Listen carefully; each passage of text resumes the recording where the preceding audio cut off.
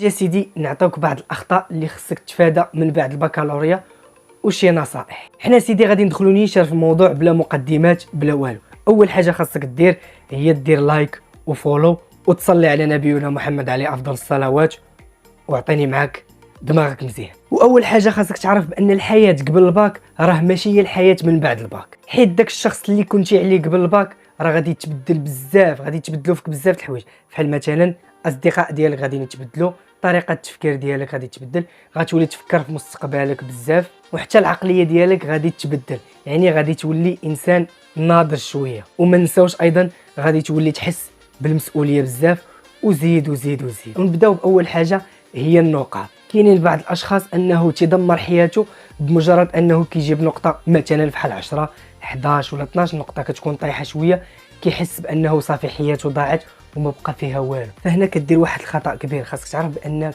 قادر تطور من راسك، والشعبه اللي غتمشي فيها خاصك تعطي فيها اكثر، والانسان قابل للتطور. يعني خاصك تدرس انت اشنو باغي وشنو هما الاهداف ديالك، ماشي تريح وتقول ناري صافي راه ما جبتش النقطه ونريح. دير بالك الا بغيتي تطور من راسك راه انت اللي بيدك القرار.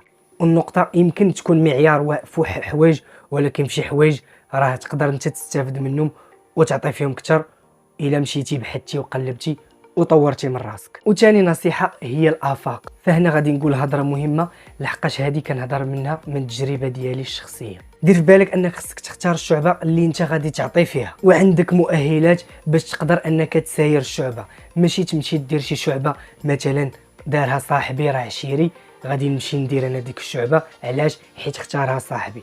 تقدر هنا دير واحد الخطا كبير، انك ديك الشعبه ما غاتعطيش فيها وصاحبك يعطي فيها، هو يديفلوبي راسو ويوصل بعيد وانت غادي تبقى في بلاصتك. علاش؟ حيت القرار ما خديتيش بناء على المؤهلات ديالك، خديتيهم حيت خداه صاحبك وما بغيتوش تفارقوا.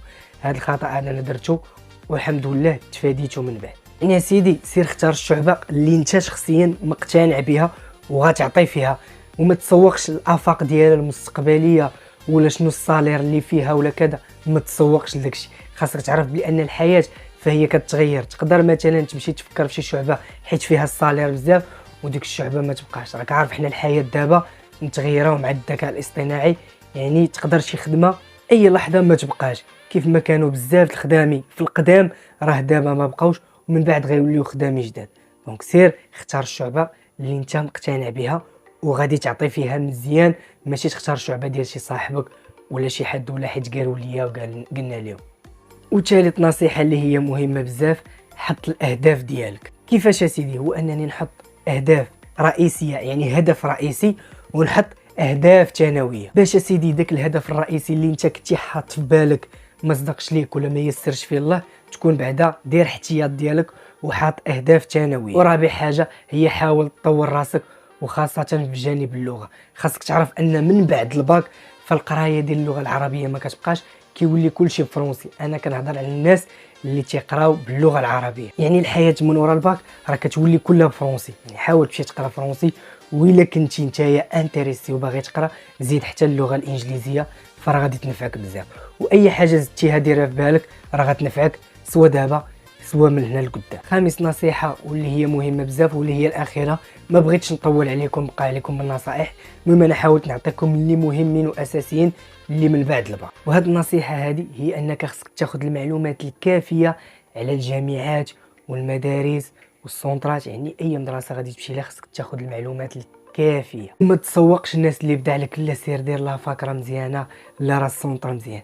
دير داكشي اللي انت مقتنع به وغادي تعطي فيه وسطر الكارير ديالك. حاولت ندير لكم هذا الفيديو خفيف ظريف على الاخطاء اللي انا درتهم ومبغيتكمش حتى نتوما تطيحوا فيهم، وانا غنقول لكم شنو هو الخطا. والخطا اللي درت سيدي هو ان كان عندي واحد صاحبي ما كنتفارقش معاه، قرر انه يدير هو واحد الشعبه، وانايا شنو درت؟ قلت راه نمشي ندير انا وياه هاد الشعبه هذه. في الاخير مني مشيت درت هذيك الشعبه لقيت راسي ما درت فيها والو وضيعت فيها عام وهو يمشى فيها مزيان. ولكن الحمد لله تداركت الموقف ودرت داكشي اللي انا باغي والحمد لله قضينا به الغار. اختار شعبه مثاليه اللي مناسباك وكتعطي فيها، ضرب تماره، تراسي الاهداف ديالك، وإلا اجتهدتي دير بالك غادي توصل.